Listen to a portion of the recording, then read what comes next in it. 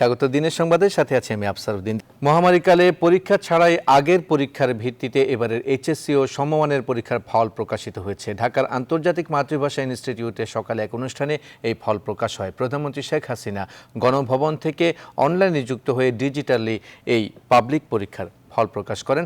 আগামী মার্চে দেশের শিক্ষা প্রতিষ্ঠান খুলে দেওয়া হতে পারে বলে অনুষ্ঠানে জানান প্রধানমন্ত্রী। শাহ আলী জয়ের রিপোর্ট। চট্টগ্রাম পরীক্ষা না দিয়ে ফল প্রকাশে আইন সংশোধনের পর একযোগে 11টি বোর্ডের এইচএসসি ও সমমানের পরীক্ষার ফল প্রকাশিত হলো, যাতে অপেক্ষার অবসান ঘটল 14.25 লাখ শিক্ষার্থীর। আন্তর্জাতিক মাতৃভাষা ইনস্টিটিউটে 11টি শিক্ষা বোর্ডের ফলের সারসংক্ষেপ প্রধানমন্ত্রীর পক্ষে গ্রহণ করেন শিক্ষামন্ত্রী ডক্টর দীপু মনি। ভার্চুয়াল প্ল্যাটফর্মে অনুষ্ঠানে যুক্ত হয়ে প্রধানমন্ত্রী বলেন, করোনার কারণে পরীক্ষা অনুষ্ঠিত হতে না পারায় শিক্ষার্থীদের পূর্ববর্তী পরীক্ষার ফলাফলের ভিত্তিতে দেয়া হচ্ছে এইচএসসির ফলাফল। তিনি বলেন, বিশ্বের অনেক দেশেই এই পদ্ধতিতে ফল দেয়া হচ্ছে। অনেকে অনেক রকম সেন্টিমেন্টাল হচ্ছেন, কথা হচ্ছেন যে পরীক্ষা নেবে, কিন্তু এগুলি করতে যে কেউ যদি সংক্রমিত হয় তাহলে তার দায় দায়িত্ব কে নেবে?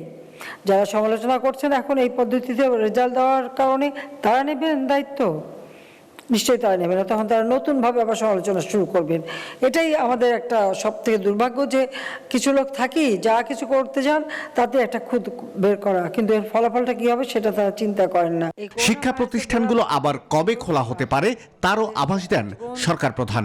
করোনা ভাইরাস আমরা যেভাবে নিয়ন্ত্রণ রাখছি, আমরা যদি সবাই আরেকটু মেনে চলেন আমরা এটা নিয়ন্ত্রণ করতে পারবো এবং খুব দ্রুতই আমরা আমাদের শিক্ষা প্রতিষ্ঠানগুলি খুলে দিতে পারবো। যেহেতু মার্চ মাসে করোনা ভাইরাস ব্যাপকভাবে শুরু হয়েছে, তবে আমরা এই ফেব্রুয়ারি মাসটা নজরে রাখবো। যদি ফেব্রুয়ারি মাসে অবস্থা ভালো থাকে, পরবর্তীতে আমরা সীমিত আকারে আমাদের শিক্ষা প্রতিষ্ঠান খুলে আমাদের ছেলেমেয়েরা যাতে স্কুল, কলেজ বা ইউনিভার্সিটিতে যেতে পারে সে ব্যবস্থাটা আমরা নেব। গত বছর 22শে মার্চ এইচএসসি পরীক্ষা হওয়ার কথা ছিল, কিন্তু করোনার কারণে সেটি প্রথমে স্থগিত হয়। পরে পরীক্ষা আর না নেওয়ার সিদ্ধান্ত নেয় সরকার। বা গুচ্ছ পদ্ধতিতে। শাহ আলী জয়, নিউজ 24, ঢাকা। পরে এক সংবাদ সম্মেলনে শিক্ষামন্ত্রী ডক্টর দীপু মনি জানান, জেএসসি ও এসএসসি পরীক্ষার ফলাফলের সমন্বয়ে এই ফল তৈরি করা হয়েছে। শিক্ষার্থীদের অসুস্থ প্রতিযোগিতা না ফেলতে অভিভাবকদেরও আহ্বান জানান তিনি। জেএসসি এবং এসএসসির পরীক্ষার রেজাল্টের ভিত্তিতে যেহেতু হচ্ছে, কাজেই শতভাগ পাশ করবে এটা নিশ্চিত, ওইটুকু নিশ্চিত। জিপিএ 5 কতজন পাবেন, যেহেতু আমরা গোড়া থেকেই সাবজেক্ট ম্যাপিং এর বিষয়টা নিয়ে পরামর্শ কমিটির সঙ্গে আলাপ হয়েছিল, কাজেই এই বিষয়টি নিয়ে মন্তব্য করার তো আমাদের কোনো সুযোগ ছিল না। এবার পৌর নির্বাচনের খবর।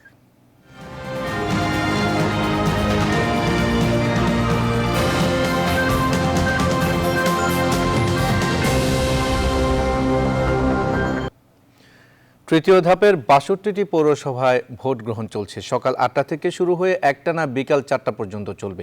এই ধাপের সবগুলোতেই ব্যালট পেপারের মাধ্যমে ভোট হচ্ছে।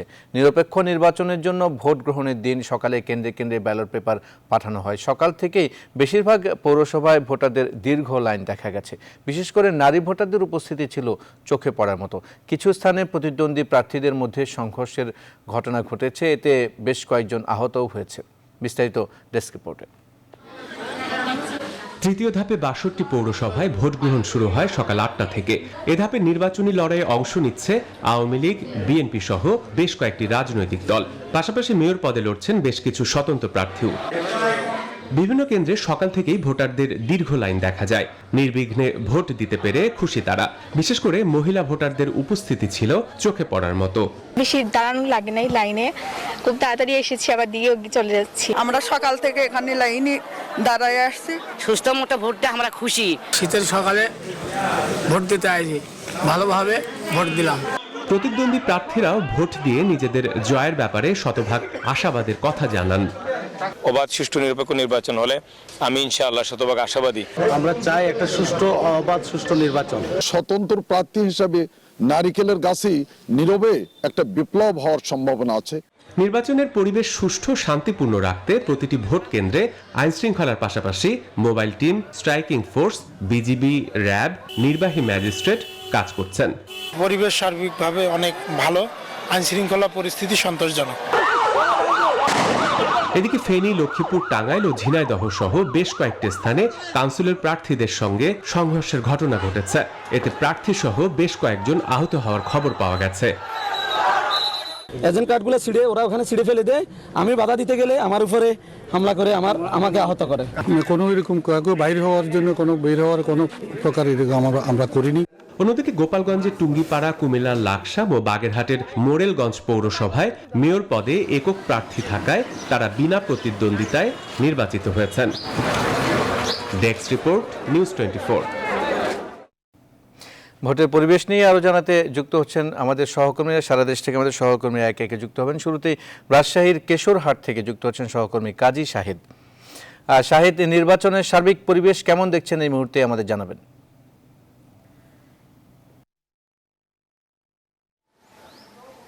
ধন্যবাদ আফসার। আমরা আগের সংবাদগুলিতে তানোরের মুন্ডুমালা পৌরসভা থেকে দেখেছি ভোটারদের উপচে পড়া ভিড় ছিল। এখন আছি রাজশাহীর মোহনপুরের কেশরহাট পৌরসভায়, যেখানে প্রায় ভোট কেন্দ্র ভোটার নেই বললেই চলে।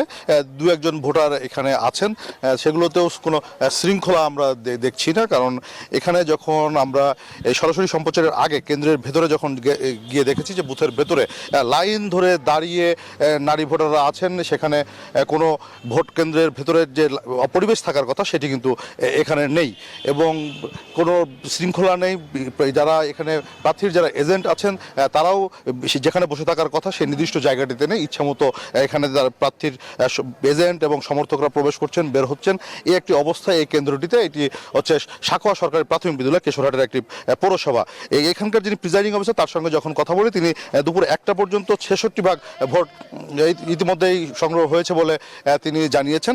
এবং আমরা যখন এখানে প্রবেশ করি তার আগে দেখেছি যে বাইরে প্রচুর মানুষ আছেন, কিন্তু ভোট কেন্দ্রে ভোটাররা নেই। প্রিজাইডিং অফিসার যেটি বলছিলেন যে এখন একেবারে ভর দুপুর, ফলে অনেকে কাজে গেছেন, আবার যারা কাজ থেকে ফিরবেন তারা হয়তো 3টা বা 3:30টার পর থেকে যে আধা ঘন্টা বা 1 ঘন্টা সময় পাবেন, তখন আবার হয়তো ভোটারদের একটি ভিড় বাড়বে। এখন যেহেতু মানুষজন কাজে ফিরে গেছেন এবং অনেকে দুপুরের খাবারের জন্য বাড়ি গেছেন, ফলে ভোটারদের উপস্থিতি এখন ভোট কেন্দ্রগুলিতে এই কেন্দ্রটিতে একেবারেই কম। আমাদের ঠিক পেছনের ক্যামেরার পেছনের দিকে আরও ভোট কেন্দ্র আছে যেটি পুরুষদের কেন্দ্র, সেখানে একেবারেই ফাঁকা এবং সেখানেও কোনো ভোটারদের কোনো উপস্থিতি আমরা দেখছি না। বলা যায় যে মূলত এই যে কেন্দ্রটিতে ভোটার উপস্থিতি কম এবং ভোটারদের যে অবস্থা, সেখান থেকে মানুষজন যাদের আসার কথা তারা আসছেন, কিন্তু কেন্দ্রের ভেতরে ঠিক বুথের ভিতরে আমরা দেখেছি যে অনেক ভোটার প্রবেশ করে লাইন দাঁড়িয়ে তারা ভোট দিচ্ছেন এবং শৃঙ্খলা বলতে ভোট কেন্দ্রের ভিতরে যেটি থাকার কথা সেটি কিন্তু এখানে নেই। তো এই ছিল আফসার আমার কাছ থেকে সর্বশেষ। ফিরছি স্টুডিওতে আপনার কাছে। শাহেদ, আপনাকে ধন্যবাদ আমাদের সাথে যুক্ত হওয়ার জন্য। আমরা এবার টাঙ্গাইল থেকে সংবাদ নিব। টাঙ্গাইল থেকে যুক্ত হচ্ছেন সহকর্মী আতিক রহমান। আতিক, টাঙ্গাইলে তো সংঘর্ষের ঘটনা ঘটেছে, সংঘর্ষের পরবর্তী পরিস্থিতি এখন কি অবস্থায় আছে জানাবেন।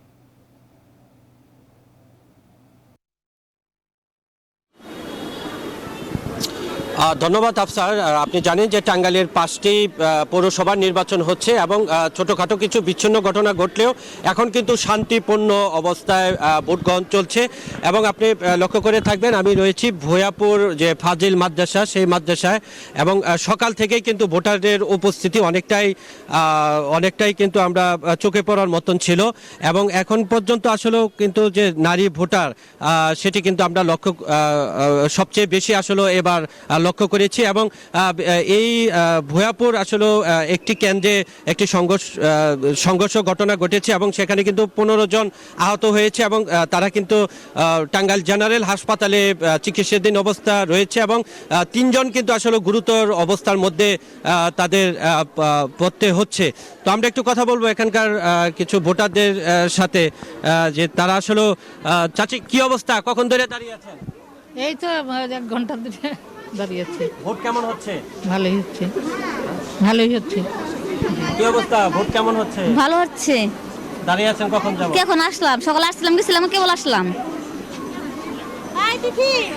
তো আসলে শুনছিলেন আফসার যে এবার সুষ্ঠু ভোট করার লক্ষ্যে তারা কিন্তু অনেকটাই যারা প্রশাসনের লোকজন রয়েছেন তারা কিন্তু অনেকটাই তারা এই ভোট যে ব্যাপকভাবে তারা কিন্তু মাঠে রয়েছেন এবং বিজিবি, র্যাব এবং পুলিশ, আনসার সহ সবাই কিন্তু আসলে যাতে সুষ্ঠু ভোট হয় সেই লক্ষ্যে তারা কাজ করে যাচ্ছেন এবং এই অঞ্চলে আসলে অনেকটাই কিন্তু নারী ভোটার আসলে তারা চোখে পড়ার মতন। তো এই ছিল আফসার আমার কাছে সর্বশেষ টাঙ্গাইল থেকে। এদিকে আপনাকে ধন্যবাদ। আমরা এবার একটু সিলেটের খবর জানবো। সিলেট থেকে এই মুহূর্তে যুক্ত হচ্ছেন আমাদের সহকর্মী সৈয়দ রাসেল। রাসেল, ভোটের সার্বিক পরিস্থিতি সিলেটে কি অবস্থা চলছে জানাবেন আমাদের।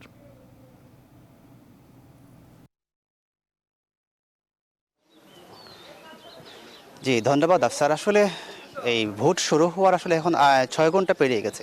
তো এখন পর্যন্ত আমরা সিলেট এবং গোলাপগঞ্জ, সিলেটের গোলাপগঞ্জ এবং জকিগঞ্জে এ পর্যন্ত আসলে কোনো সহিংসতার ঘটনা আমরা খবর পাইনি কিংবা অপ্রীতিকর কোনো ঘটনা ঘটেনি। একদম শান্তিপূর্ণভাবে ভোট গ্রহণ হচ্ছে। আপনারা দেখতে পাচ্ছেন আমি এখন চলে আসছি জকিগঞ্জ ফাজিল সিনিয়র এই মাদ্রাসা কেন্দ্রে। তো সেখানে অসংখ্য মানুষ দাঁড়িয়ে আছেন। আমরা এই সেন্টারের প্রিজাইডিং অফিসারের সাথে কথা বলেছিলাম। তিনি আমাদেরকে জানিয়েছেন একদম স্বতঃস্ফূর্তভাবে মানুষের ভোট দিতে আছে এবং নিরবিচ্ছিন্নভাবে মানুষ ভোট গ্রহণ করছেন এই এখানের কর্মকর্তারা এবং এই পর্যন্ত অন্ততপক্ষে 60% ভোট এর মধ্যে কাস্ট হয়ে আছে। তো এই যে 60% কাস্ট হয়েছে আপনারা আসলে বুঝতে পারছেন কি মানুষ কি ধরনের জোয়ার নেমেছে। ভোট উৎসব চলছে আসলে এই কেন্দ্রে, কিংবা শুধু এই কেন্দ্রে না, সিলেটের প্রতিটা কেন্দ্রে আসলে এখন ভোট উৎসব চলছে। আমরা গোলাপগঞ্জে দেখেছি একই অবস্থা দেখেছি এই জকিগঞ্জে। আসলে আমি এখন একজন বোর্ডারের সাথে কথা বলবো। আচ্ছা, আপনি এখন ভোট দিতে আসছেন, আসলে আপনারা কোন ধরনের প্রার্থী আসলে নির্বাচিত করতে চান? ধন্যবাদ নিউজ 24। আমাদের প্রার্থী বলতে আমাদের সকলের প্রত্যাশা থাকে, যেমন আমরা একজন ভোটার, আমরা ভোট দিব, ভোটার অধিকার প্রয়োগ করব। জনগণের যেহেতু হয় ওই উন্নয়নমূলক কাজের প্রতি যাদের মনোযোগ আছে এবং দেশের উন্নয়নের জন্য যারা কাজ করে যাবে, জনগণের প্রত্যাশা থাকে উনাকে ভোট দিয়ে জয়যুক্ত করার। জি ধন্যবাদ আপনাকে। আসলে উনি আমাকে জানাচ্ছিলেন যে আসলে প্রতিটা ভোটারই আসলে চাচ্ছে যারা জনগণের কাছে যাবে, জনগণের হাক ডাকে যারা পৌঁছাবে, এরকম আসলে অবস্থা। আর আগেই জানিয়েছি আসলে 60% ভোট এখন কাস্ট হয়ে গেছে। এখন পর্যন্ত কোনো অপ্রীতিকর ঘটনা ঘটেনি এবং প্রতিটা কেন্দ্রেই 10 জন করে পুলিশ সদস্য নিরাপত্তার দায়িত্বে আছে এবং প্রতিটা কেন্দ্রেই একজন করে ম্যাজিস্ট্রেট আছেন। এই সেন্টারে আসলে 9টি কেন্দ্র, এই জকিগঞ্জ পৌরসভায় 9টি কেন্দ্র রয়েছে এবং 9টি কেন্দ্রে 9 জন ম্যাজিস্ট্রেট রয়েছেন এবং আলাদা একজন জুডিশিয়াল ম্যাজিস্ট্রেটও রয়েছেন আসলে জকিগঞ্জ পৌরসভায়। এই হচ্ছে সিলেট থেকে আমার কাছে সর্বশেষ ফিরে যাচ্ছি স্টুডিওতে আফসারের কাছে। আফসার, ধন্যবাদ আপনাকে। এবার আমরা বরিশালের চিত্র জানবো। বরিশাল থেকে আমাদের সহকর্মী রাহাত খান যুক্ত হচ্ছেন। রাহাত, ভোটার উপস্থিতি কেমন দেখছেন, সার্বিক পরিস্থিতি কি দেখছেন জানাবেন।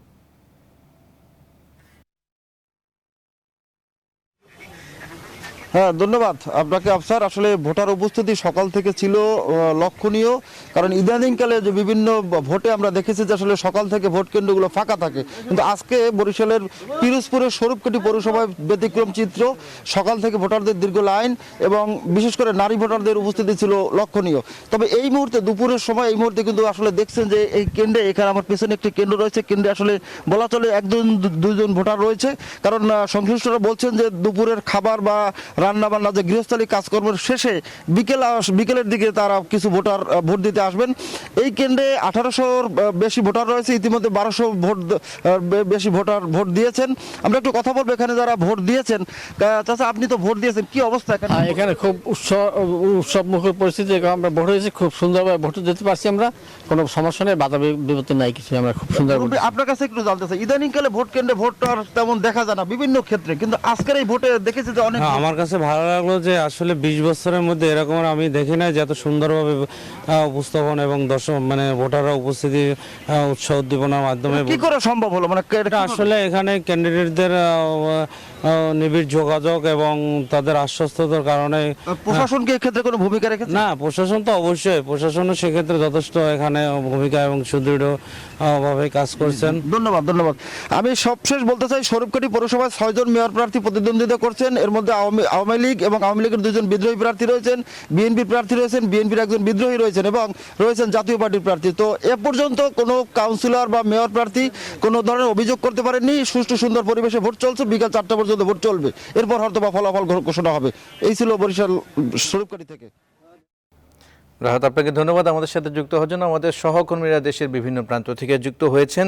৬২টি পৌরসভায় পৌর নির্বাচনের ভোট গ্রহণ চলছে, তার সার্বিক বিস্তারিত তথ্য তুলে ধরছিলেন আমাদের সহকর্মীরা। দিনের সংবাদে নিচ্ছি বিরতি, সঙ্গেই থাকুন। বিরতির পর আবার স্বাগত দিনের সংবাদে। ভাসানচরে আরও ১৪৬৩ জন রোহিঙ্গা পৌঁছেছেন আজ। তাদের নিজ নিজ ঘরে স্থানান্তরের কাজ চলছে। দুপুর 12:30টায় ভাসানচরে পৌঁছায় রোহিঙ্গাদের বহনকারী নৌবাহিনীর জাহাজ। এ সময় তাদের আশ্রয়ন প্রকল্পে নিয়ে যান নৌবাহিনীর সদস্যরা। এদের প্রত্যেক পরিবারকে প্রথম দিনে ঘর বুঝিয়ে দেওয়ার কথা জানিয়েছেন কর্মকর্তারা।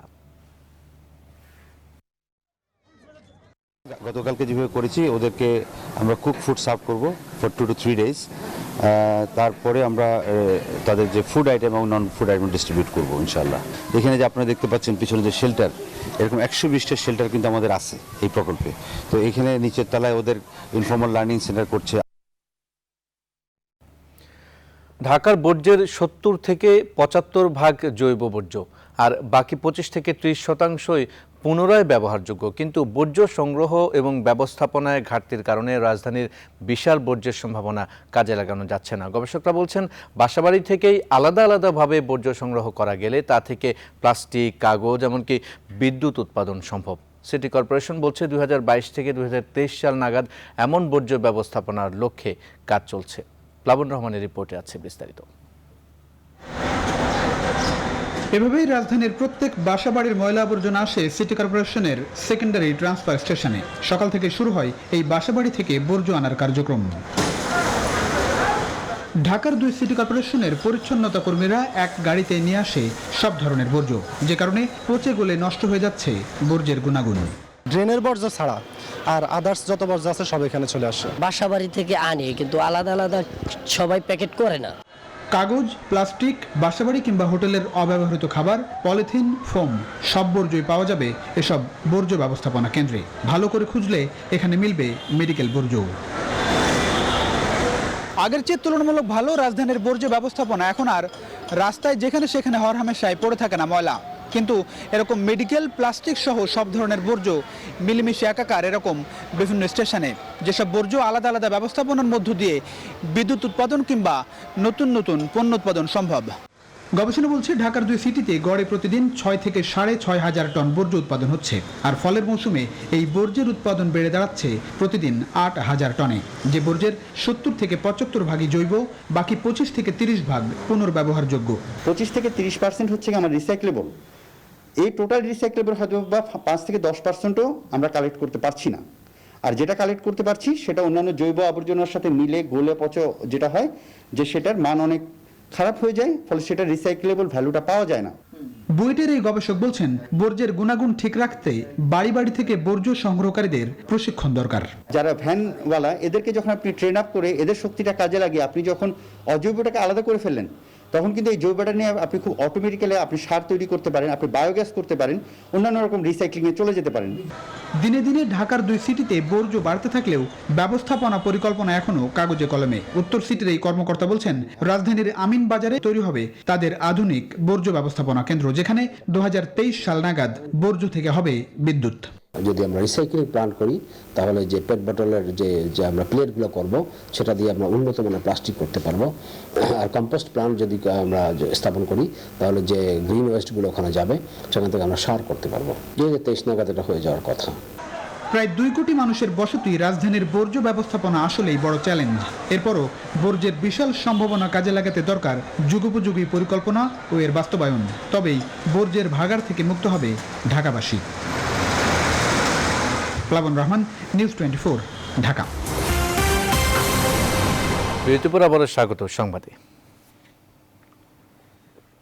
এবার ফার্স্ট সিকিউরিটি ইসলামী ব্যাংক অর্থ বাণিজ্য সংবাদ।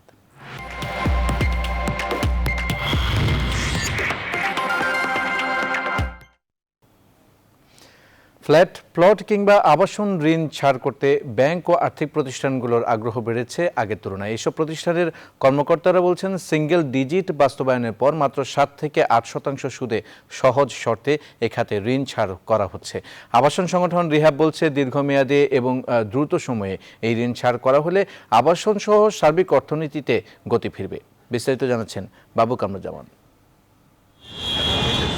নগরীতে নিজের জন্য এক টুকরো মাথা গোঁজার ঠাঁই মধ্যবিত্তের কাছে অনেকটা স্বপ্নের মতোই। আবাসনের মতো মৌলিক চাহিদা পূরণে সব শ্রেণীর মানুষের কাছেই বড় বাধা হয়ে দাঁড়ায় নগদ অর্থের স্বল্পতা। তবে ফ্ল্যাট কিংবা প্লটের স্বপ্নপূরণ সহজ করতে স্বল্প সুদে ঋণ দিতে আগ্রহী হয়ে উঠছে দেশের ব্যাংক ও আর্থিক প্রতিষ্ঠানগুলো। এক্ষেত্রে 1 কোটি টাকার ফ্ল্যাট কিনতে প্রতিষ্ঠানগুলো 70 লাখ টাকা পর্যন্ত ঋণ সরবরাহ করছে। সুদ হার রাখা হচ্ছে 7 থেকে 8%। ব্যাংকের কাছে পর্যাপ্ত নগদ অর্থ থাকায় নির্দিষ্ট সময়ে আবাসনের ঋণ আবেদন নিষ্পত্তি করা হচ্ছে। ফলে বিভিন্ন শ্রেণী পেশার মানুষ এখন ফ্ল্যাট কিনতে পারছেন বলে দাবি ব্যাংক ও আর্থিক প্রতিষ্ঠানের কর্মকর্তাদের।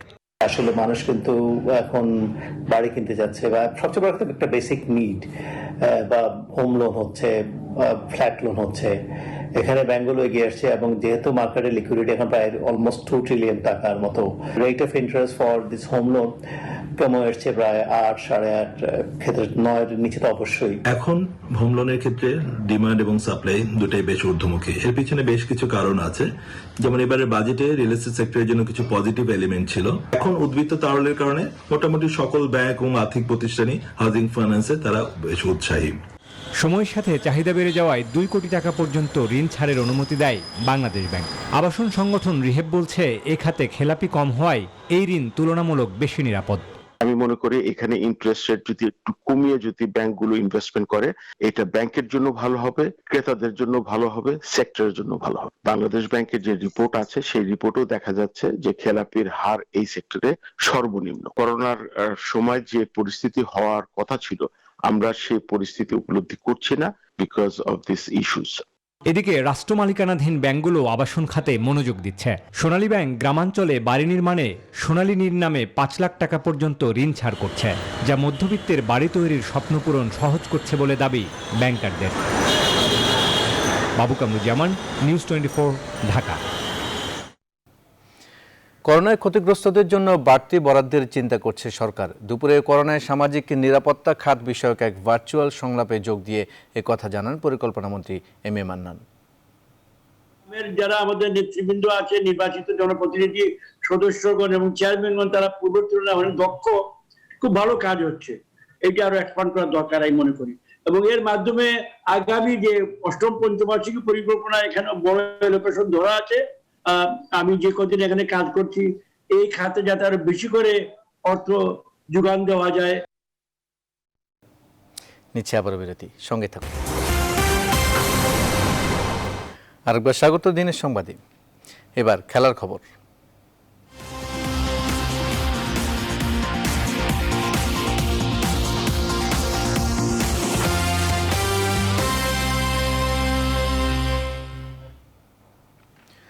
আগামী 8 ফেব্রুয়ারি থেকে শুরু হচ্ছে বছরের প্রথম গ্র্যান্ড স্লাম অস্ট্রেলিয়ান ওপেন।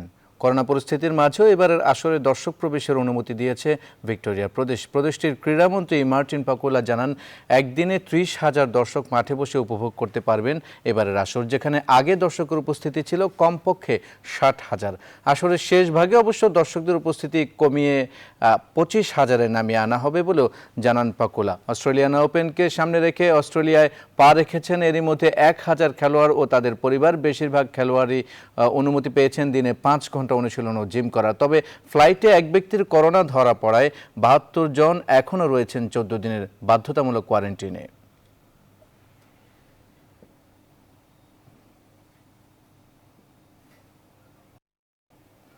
সংবাদ শেষ করব, তার আগে শিরোনামগুলো আরেকবার।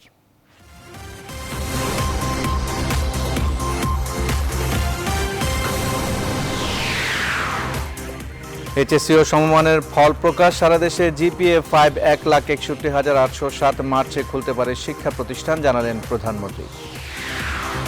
তৃতীয় ধাপে 62 পৌরসভায় ভোট গ্রহণ চলছে। কেন্দ্রে কেন্দ্রে ভোটারদের লাইন, কয়েকটি স্থানে বিচ্ছিন্ন সংঘর্ষ। ভাষাঞ্চলে পৌঁছালেন আরও 1463 রোহিঙ্গা। ভালো আছেন পূর্বসূরিরাও। স্থানান্তর প্রক্রিয়া অব্যাহত থাকবে জানিয়েছে নৌবাহিনী। ঢাকার বর্জ্যের 25 থেকে 30 ভাগ পুনরায় ব্যবহারযোগ্য। ব্যবস্থাপনার ত্রুটির কারণে কাজে আসছে না। এবং সিঙ্গেল ডিজিটে ঋণ ছাড় করছে ব্যাংক ও আর্থিক প্রতিষ্ঠান। গতি ফিরবে আবাসন খাতে, আশা রিহ্যাবের।